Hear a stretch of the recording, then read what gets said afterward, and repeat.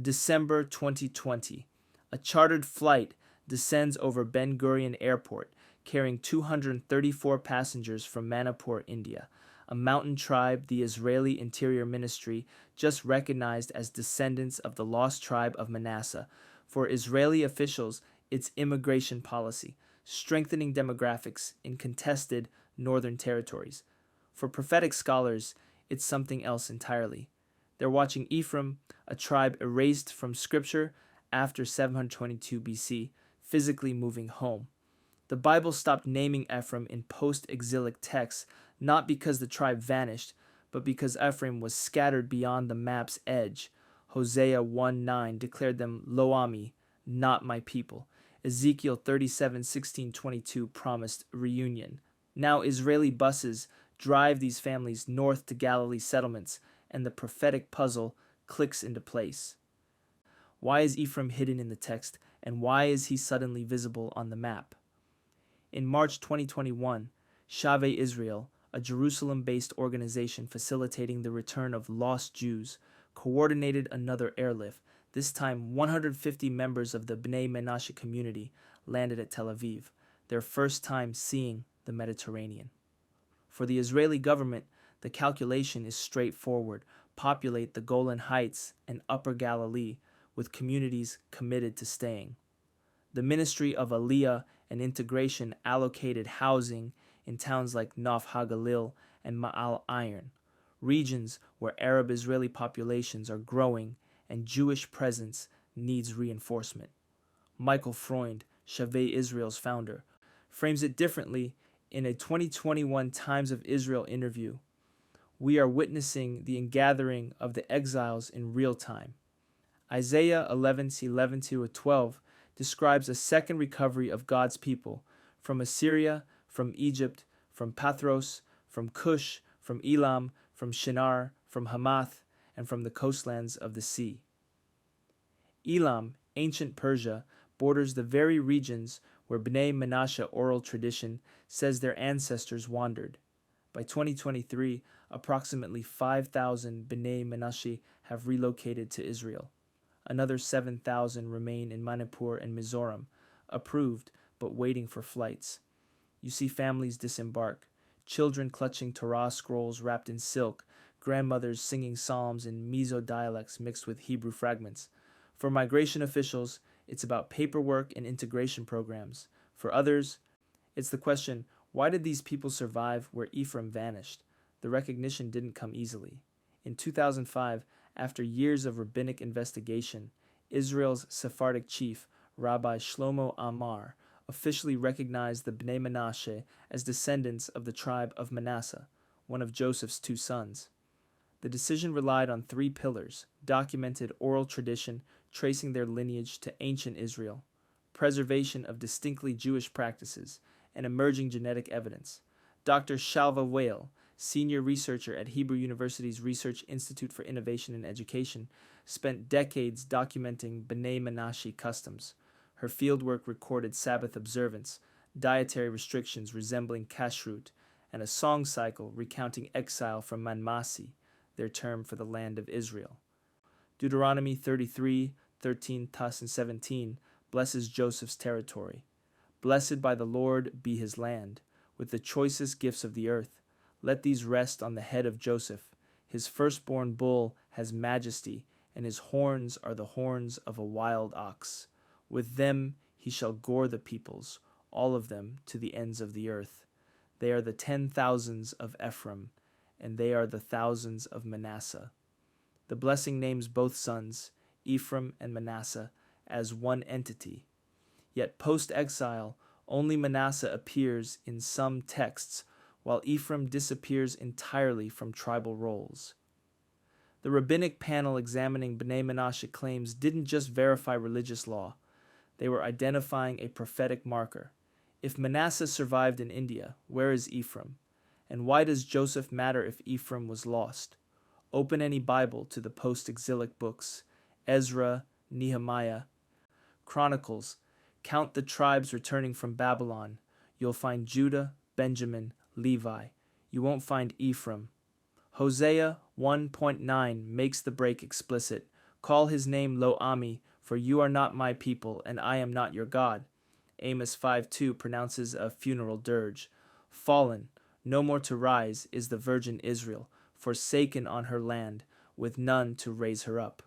After 722 BC, when Assyria conquered Samaria and deported the northern kingdom's population, Ephraim, the dominant northern tribe, vanishes from Scripture's tribal listings. Some scholars call them the lost tribes, but the term obscures what actually happened. They weren't lost, they were relocated. Assyrian records, particularly the annals of Sargon II, document the deportation. 27,290 Israelites removed from Samaria and resettled in Hala, Habor, the river of Gozan, and the cities of the Medes, 2 Kings 17:6. Those are eastern territories, modern Iran, Afghanistan, the Caucasus. The deportations weren't random.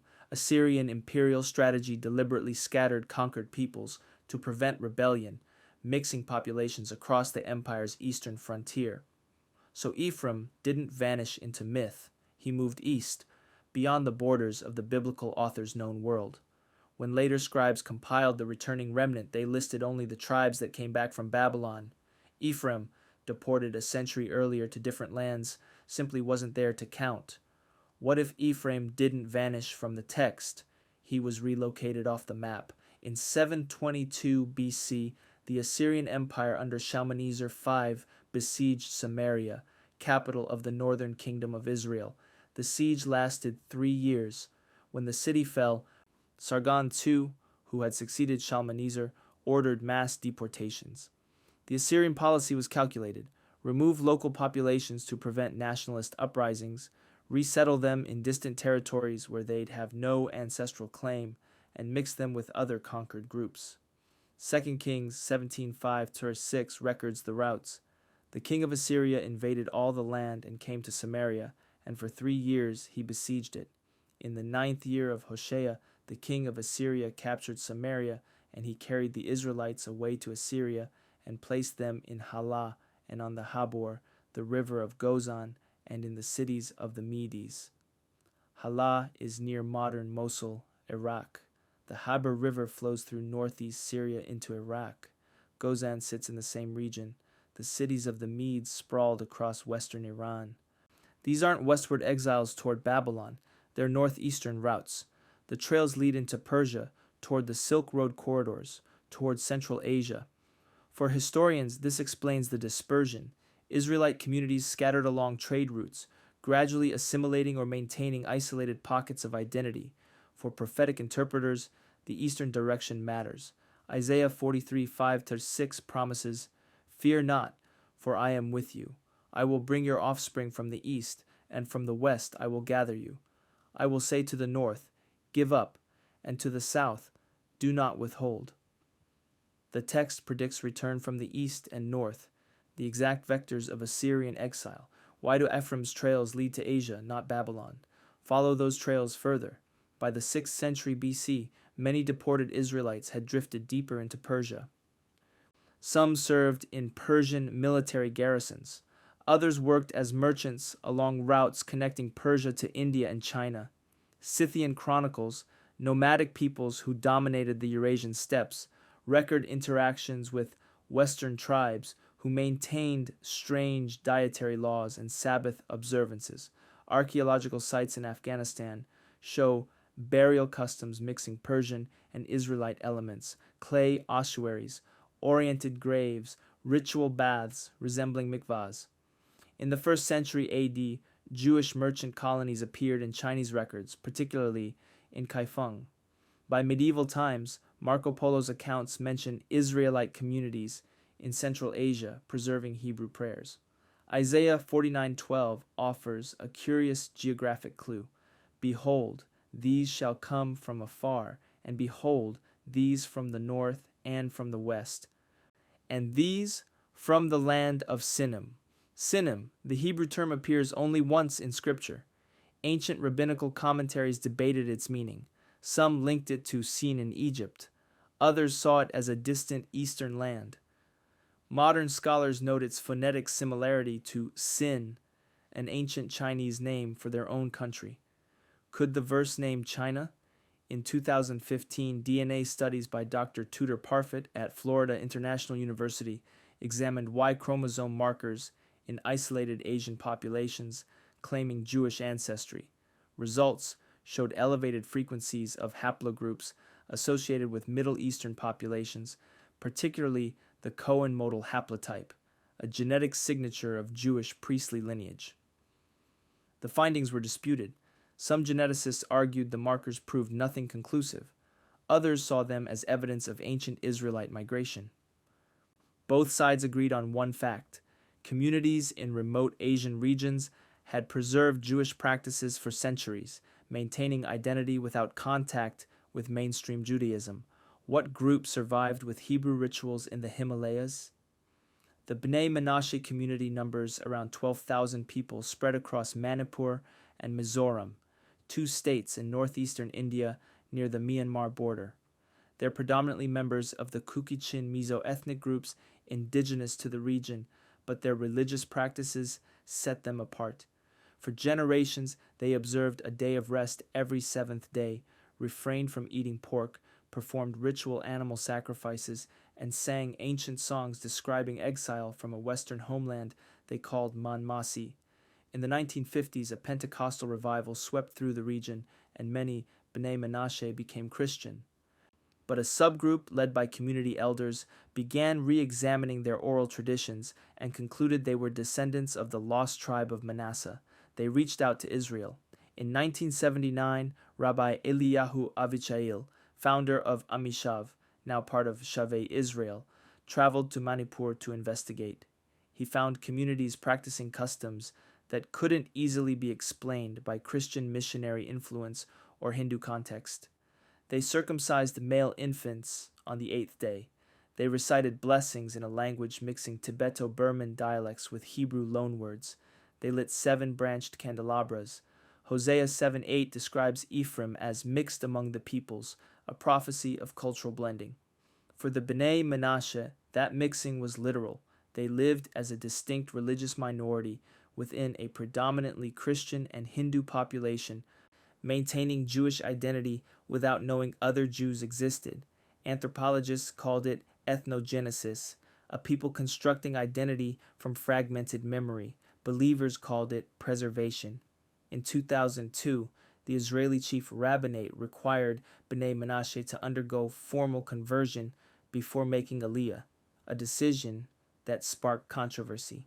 If they were truly descendants of Manasseh, why did they need conversion? The rabbinate's answer, centuries of separation, meant halakhic status couldn't be assumed. The community complied.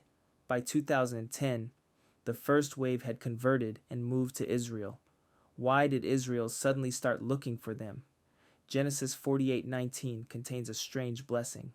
Jacob, on his deathbed, blesses Joseph's two sons, Manasseh and Ephraim. He places his right hand on Ephraim's head, the younger son, and declares, "His younger brother shall be greater than he, and his offspring shall become a multitude of nations." The Hebrew phrase, Melo HaGoyim, literally means fullness of nations. Christian theologians have long interpreted this as a prophecy of Gentile inclusion in the covenant.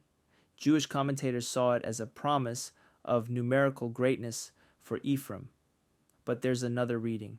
Ephraim becomes multiple nations, not one tribe, but many scattered groups spread across the world. The blessing predicts dispersion as identity. If Manasseh stayed relatively intact, concentrated in India as Bnei Menashe, where did Ephraim scatter? Some researchers point to the 10 lost tribes theories. Communities in Ethiopia, Yemen, Afghanistan, Kurdistan, and the Caucasus all claim Israelite descent. DNA studies show elevated Middle Eastern ancestry in some of these groups. Others show no genetic link at all. The Israeli government doesn't recognize most of these claims, but the Bnei Menashe presented enough evidence, genetic, cultural, historical, that recognition became possible.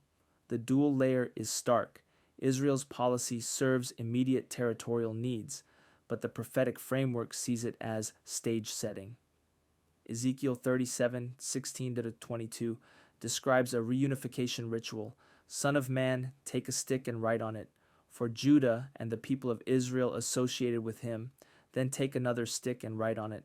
For Joseph, the stick of Ephraim, and all the house of Israel associated with him, and join them one to another into one stick, that they may become one in your hand. 2 sticks, Judah and Joseph, becoming one. Modern Israel is predominantly Judah, Jews who maintained identity through Babylon, the diaspora, European persecution, and return. Now Joseph's descendants, through Manasseh, are returning. How do scattered nations become one again? Ezekiel 37:16-22 doesn't just promise reunion, it specifies the mechanism. The 2 sticks representing Judah and Joseph are joined in your hand, meaning under one leadership. Verse 22 clarifies, I will make them one nation in the land, on the mountains of Israel, and one king shall be king over them all, and they shall be no longer 2 nations, and no longer divided into 2 kingdoms. In 2021, the Israeli government settled 150 newly arrived Bnei Menashe families in the Golan Heights and Upper Galilee, the ancient tribal territories of Naphtali and Asher, northern tribes. These are contested regions. The Golan was captured from Syria in 1967. The Galilee has a significant Arab population. By placing Bnei Menashe in these areas, Israel strengthens Jewish demographic presence. But there's a deeper geographic echo. The northern kingdom, Ephraim's domain, centered on Samaria in the hills north of Jerusalem. The southern kingdom, Judah, centered on Jerusalem itself. When Assyria conquered the north, it was the northern tribes, particularly Ephraim, who were exiled. When Babylon conquered the south a century later, it was Judah who went into exile. Judah returned from Babylon and rebuilt. Ephraim never did, until now. Bnei Menashe families aren't settling in the Negev or southern Israel, they're moving north. For security analysts, it's about contested borders. For prophetic interpreters, it's about territorial restoration. The land is being filled from the north. As Isaiah 43:6 describes, I will say to the north, give up. In November 2022, the Israeli cabinet approved an additional 1,500 Bnei Menashe for Aliyah, specifically for settlement in the Galilee. The announcement sparked criticism from Palestinian leaders and some Israeli left-wing groups who saw it as demographic engineering. Supporters framed it as humanitarian, reuniting families and fulfilling the law of return. Both perspectives see the same policy. One sees strategy, the other sees prophecy. Why is this happening now? Jeremiah 31:8-9 offers another geographic clue. Behold, I will bring them from the north country and gather them from the farthest parts of the earth, among them the blind and the lame, the pregnant woman, and she who is in labor. Together, a great company, they shall return here. With weeping they shall come, and with pleas for mercy I will lead them back. I will make them walk by brooks of water, in a straight path in which they shall not stumble. For I am a father to Israel, and Ephraim is my firstborn. The text explicitly names Ephraim and specifies return from the north. India is northeast of Israel, close enough to the prophetic compass. In December 2023, a group of 250 Bnei Menashe landed in Israel and were bused directly to Naf HaGalil, a town in Lower Galilee. That's north of Nazareth, north of the old border between Israel and Judah. The return isn't to the south, not to Beersheba or the Negev, where most Jewish immigration historically settled. It's north to the lands Ephraim once occupied. Does prophecy predict geography, or does policy fulfill prophecy? For believers, the convergence is too precise to dismiss. For skeptics, humans read meaning into patterns. Both see families stepping off planes, children learning Hebrew, communities building lives in contested regions. In 2004, geneticist Dr. Tudor Parfit published findings on the Lemba people of southern Africa, a group claiming Jewish descent. DNA analysis revealed high frequencies of the Cohen modal haplotype among Lemba males, a Y chromosome signature associated with Jewish priestly families. The findings were controversial but suggestive. Isolated communities could preserve genetic and cultural markers across millennia. Similar studies examined Bnei Menashe. Results were mixed. Some families showed Middle Eastern haplogroups, others didn't. Critics argued this proved nothing. Genetic admixture over 2,700 years would naturally dilute markers. Supporters pointed to cultural preservation, practices that couldn't be explained by local Hindu or Christian influence. Linguistic analysis added another layer. Hebrew University researchers documented B'nai Menashe songs containing archaic Hebrew phrases mixed with Tibeto-Burman grammar, words for God, Elohim, Sabbath, Shabbat, and Jerusalem, Yerushalayim, appeared in ritual contexts. Isaiah 43, 5-6 promises a return from the east and from the west, a gathering of scattered offspring. The verse predicts what DNA now maps: dispersion followed by return, genetic markers tracing ancient migration, science confirming oral tradition, or oral tradition shaping what science looks for. Why did prophecy predict science? In October 2018, the Indian government, under Prime Minister Narendra Modi, quietly lifted restrictions on B'nai Menashe emigration. For decades, local authorities in Manipur had resisted the community's departure, fearing depopulation and loss of ethnic identity among Kuki-Mizo groups.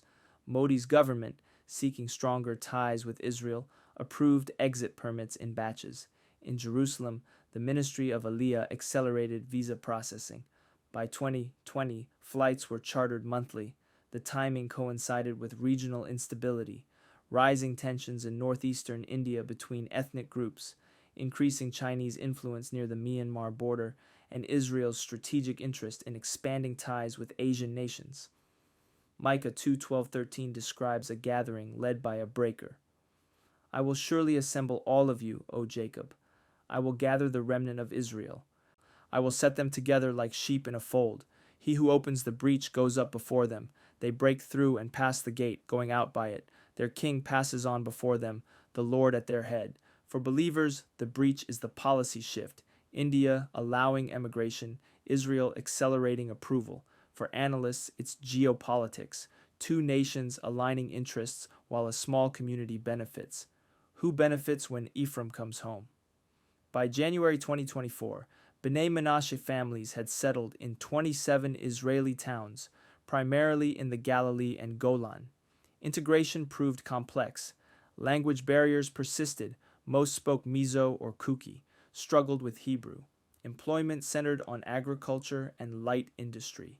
Younger generations adapted faster, attending Israeli schools, joining the IDF. Jeremiah 31:20 asks, Is Ephraim my dear son? Is he my darling child? For as often as I speak against him, I do remember him still. Therefore my heart yearns for him. I will surely have mercy on him, declares the Lord. The verse frames return as emotional, not just territorial. In Ma'al Iron, a Golan settlement, B'nai Menashe families celebrate Shabbat in a community center built with government funds. Children sing psalms in Hebrew. Grandparents recite blessings in Mizo. Its preservation meeting transformation, an ancient identity adapting to modern Israel. Is this only the first wave? The larger prophetic arc doesn't end with B'nai Menashe. Isaiah 27:12-13 describes a final ingathering. In that day the Lord will thresh from the flowing Euphrates to the brook of Egypt, and you will be gleaned one by one, O people of Israel. And in that day a great trumpet will be blown. And those who were lost in the land of Assyria and those who were driven out to the land of Egypt will come and worship the Lord on the holy mountain at Jerusalem. Romans 11:25-26 adds, A partial hardening has come upon Israel until the fullness of the Gentiles has come in, and in this way all Israel will be saved. For believers, B'nai Menashe are part of a sequence, regathering preceding restoration, Ephraim returning before the Messianic age. Ephraim was silent because he was waiting to come home.